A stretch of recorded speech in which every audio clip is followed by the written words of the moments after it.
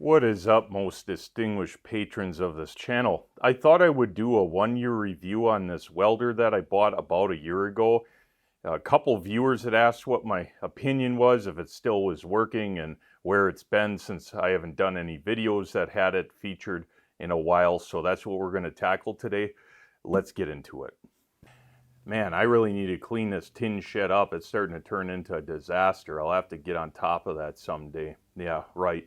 Anyways, what I have here is a ESAB ET200P Pro, iPro, a lot of names for this, but it's the 200 amp TIG and stick welder, the Rogue series. This is very similar to like the Rogue 180 that ESAB makes. The difference is this has high frequency TIG start versus lift only on the 180 Rogue. And this also has 200 amps capability, pulse capability, and a few other things as well, versus the 180 does not. It's actually in the same form factor case as the 180. So if you have seen the 180 or own it, this is no bigger than the 180. Anyways, I've owned this for, I think, over a year now, and I thought it was fitting to do a review on this at the 1 year mark to tell you what I like about it, what I don't like, if I've had any issues. And I'm happy to report this thing has been 100% reliable. But then again, 100% reliability until something fails, what does that mean? Well, not a whole lot, but I can vouch that I have used the shit out of this thing. And believe it or not, a lot of the work I've done with this is on 120 volt. And one of the great things about this, if you haven't seen the first video where I talked about this and any of them where I tested this, this has power factor correction, and you can get a tremendous amount of output, 140 amp of TIG output on 120 volts and not trip breakers. Stick output with this is somewhere around 120 amps or so. And I can tell you that if you're on a non-dedicated 20 amp circuit, at that level, you may get a nuisance breaker trip, but I mean, you're pulling a lot of current to be trying to weld at 120 amps. But for most things like sub 120 with stick, you'll have no problem, even on a shared outlet where you have like a light on it or something. It's just so efficient. And the power factor correction on this really solves the reactive power problem. So it's just flat out efficient, doesn't trip breakers. It's really solid. And after using this sucker hundreds of hours in the last year, I mean, just in the last 2 weeks, I probably had it on and welded 40 hours, I would say is a low estimate. I found a lot of things I like about it and a couple things I don't like about it. So why don't we talk about the things I like? So the quality of the accessories that you get with this are really, I would say, unmatched with anything in its price range. The stinger that they give you is functional. I like the angles that it has for the stick. It just fits my hands. It fits pretty decent where my knuckle fits under it, especially like this. Flat out good stinger, good quality of cables. They're flexible. The TIG torch that it comes with, very useful. I recently did a frame job on a van where I had to do a splice, and I ended up using this to do lift arc or high frequency start without a foot pedal, and use this to control my amperage. And this was a lifesaver on it, without a doubt. Very useful, very high quality. The thing I like about this torch, and it's kind of odd because I'm used to using CK torches, like I'll grab one, and I love this torch, okay, because, well, it's a flex neck, it's very thin, it's very light, and it doesn't wreck your wrist from the cable because it's so flexible. The downside I found to this style torch is when you start using it at 150, 170 amps, man, this sucker starts getting hot in your hand, especially on AC. So the insulation factor and rejection of heat isn't as good on this as like with this, which when you look at the physical size of it, you would say, well, of course this is going to be better to hold on to as it gets warm. But I appreciate for like more extended duty cycle usage that I can hold on to this and not burn my fingers through a TIG glove. So I really like that. This also has a flex head which is awesome. If you don't have a flex head on your TIG torch, get one. It's a game changer in my opinion. I'm not a huge fan of the rotary lock ones where the torch head swivels, but maybe you like those. I had one for a while and I don't know, I don't like them. I prefer the flex head. So the Stinger, high quality, great. TIG torch, excellent. Really like it for its intended purpose. The power cable, awesome, super flexible, and I don't know how long it is, 9-10 foot. Very useful because an outlet might be a few feet further than normal. And guess what? This thing has such a long cable, it's actually useful. Most of the time, 9 times out of 10, I didn't even need an extension cable to use this sucker. And I appreciate that they did that because a lot of companies, especially cheaper welders, they put like a 4-foot cord on it and you always need a damn extension cable on it. So that's awesome. The machine itself welds, I would say, exceptionally, and I don't say that lightly. With the TIG end of stuff, the high frequency starter has a reliable arc start, which I found a lot of the cheaper units out there, not that this is a cheaper unit, but the cheaper welders out there with the high frequency has intermittent issues where it won't start the arc or it's unreliable in that sense. This one, very reliable, and I don't know what it starts at, but probably 10 to 15 amps if you hold a close arc and start it. It's a very crisp, clean arc start, and that matters.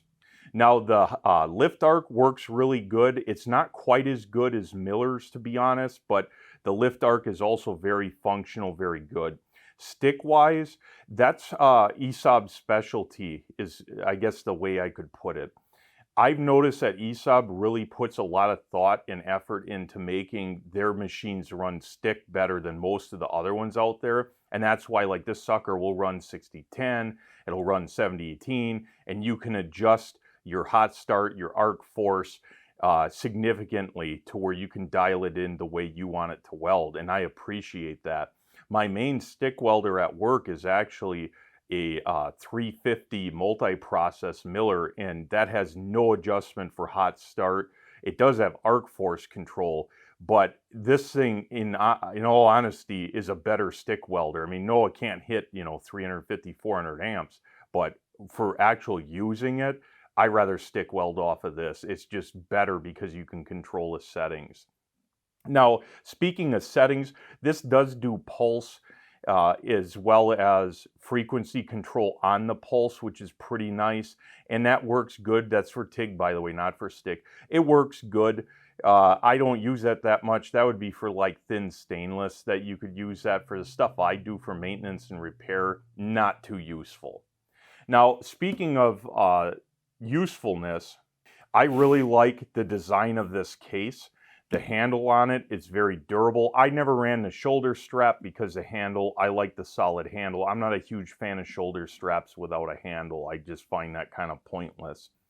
I did buy the foot pedal for this. I don't have it up here. It's still in the box over there. I've been using it. I just didn't take it out for this video. And the foot pedal works great. I actually bought it, like I said in a previous video when I first reviewed this, from the company directly. I did not buy ESAB. ESAB just buys a SCC Controls pedal and then brands it with their name. You can save some money buying that instead. But the foot pedal works exactly like you would expect with a TIG machine. Now, as far as downsides or things I don't like, let's talk about those. This machine, for the $1,000 or so that they sell for, I think is honestly a steal at that price considering what it's capable of. But there are some things I don't like, and I was pretty open and honest in the initial review video on what those were.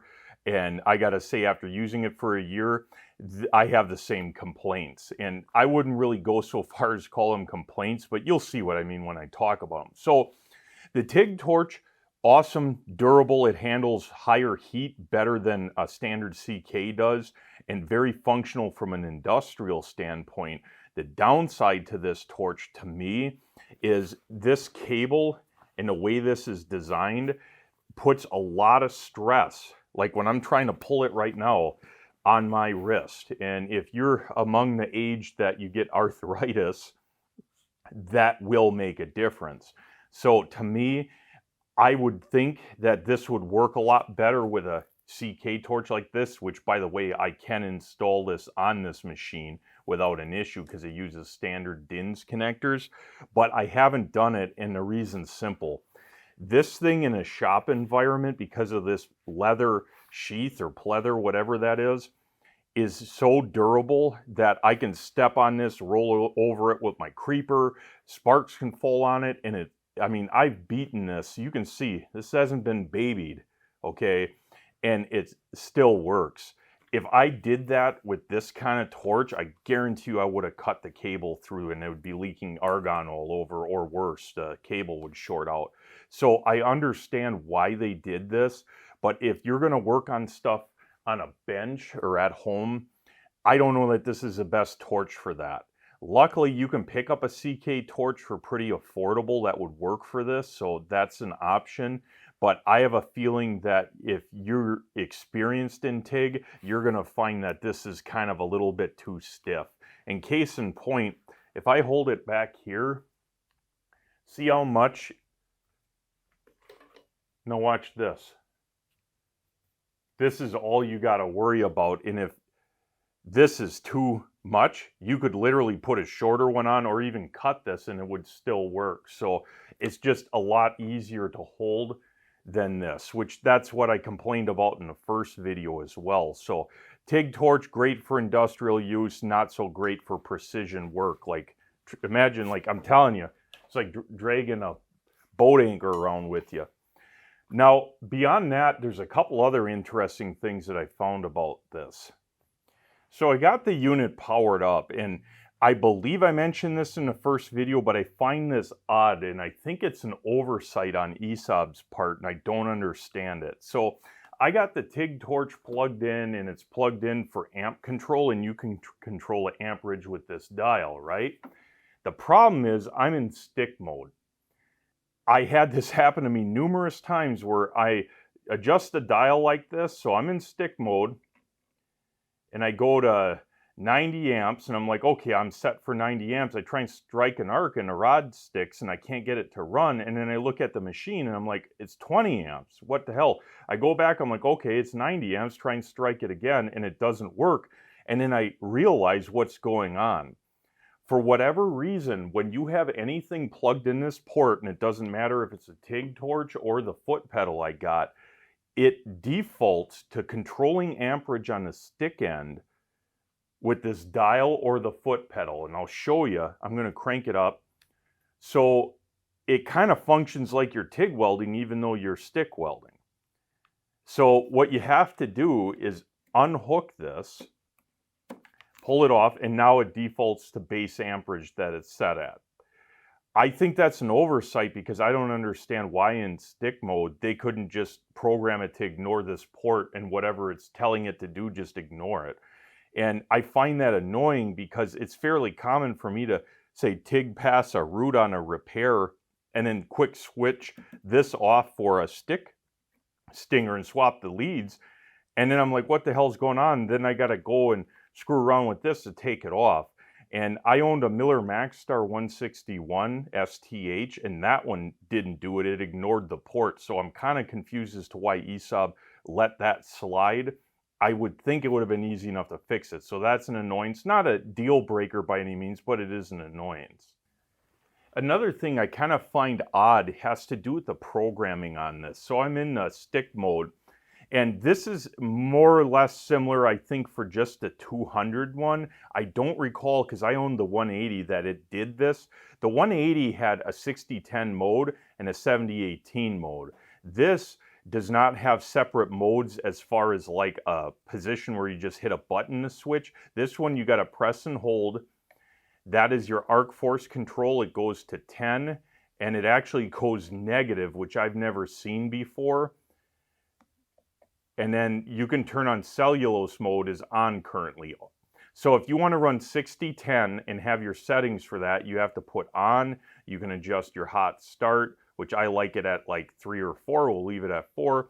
Arc force I generally run at about a 5.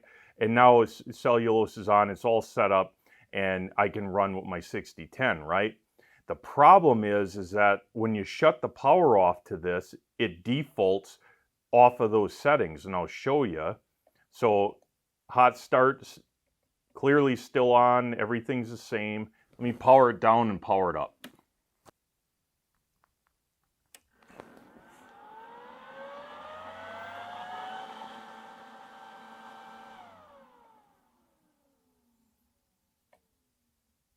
It's currently off. My hot start defaulted to 0. My arc force is all back to 0. So every time you power it down, your settings for 6010 are reset to default. So that means you have to adjust everything. I don't know why they didn't have a memory that just kept that on, or they added like separate 7018, 6010 modes to where you didn't have to go through the kind of hidden menu. I don't like that. Now, don't get me wrong, this thing welds phenomenal. I have no issues with the welding quality at all. It's just, to me, that's a minor annoyance. Because again, I had the Miller Maxstar 161 STH, and that one had both settings for 6010, 7018 right on the main panel, no hidden menus, and it saved the information. So that, again, I think is an oversight on behalf of ESAB on that, and a minor annoyance. I had mentioned it in the first video as well. So this has a nice little chart that gives you different wires for different uses for TIG, and it's TIG on both sides. That's kind of awesome. The issue I have with that is the 180 Rogue and the 130 have a sheet that gives all stick rods, which is far more useful than telling me basically the same thing, standard steel, use this rod, that rod. Like, it's just wire. Like, to me, this is not really, like, they even give wire diameters, and it doesn't make sense to me why they would have this over amperage for different rod sizes and different rod classifications. That's far more useful than this information that they have on here. It's virtually useless in my opinion, but hey, it has it, not the end of the world. So that's pretty much it for complaints, and they're minor, and I think if they were to improve those things, this would be an even better welder, honestly.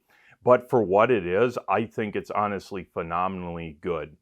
And this is the kind of welder that honestly is my favorite welder. I like the super small portable stick and TIG machines that are excellent at both of those things. They're so useful, especially this because it has power factor correction and it's so efficient on top of that. You can actually get serious output and weld thicker steel on a 20 amp breaker. I mean, that's something that really was never possible 10, 15 years ago. These things are amazing in that respect. But my final thoughts on this machine is 100%. If you're looking at buying one of these, I would put it as a must buy. I opened the case up, looked at how it was constructed. I've used it solid for a year and a ton on 120 volts. And I never had this thing kick out on a thermal duty cycle. And I TIG welded, I'm not joking, for 10 minutes straight at 130 amps on 120 volt, and it didn't kick out at 90 degrees shop temperature. This thing is awesome. So this thing has lasted for a year or so in basically an industrial environment with no issues. And since this unit was released, Lincoln came out with one called the Sprinter. I've heard good things about that. I'm not going to buy it because, well, this thing does everything I need out of a portable welder, and my Fronius battery-powered one does everything this can't. So I've heard it's good. The 161 Everlast is also good, but it doesn't have power factor correction. The quality of the accessories aren't as good as this, but it's a third or a quarter of the price, somewhere in there. So that's another option you guys might want to look at too if you're more budget orientated. But I gotta say, 100%, I love this machine. If I could fix anything, honestly, it would just be the memory issue and the change of where it ignores this in stick mode. But beyond that, there isn't really much to improve, and it has been 100% reliable for me. And I don't work for ESAB, and I don't make any money off of this video suggesting this product, but it's survived my use. I think it'll do good for you. So with that said, thanks for sticking around. Until next time.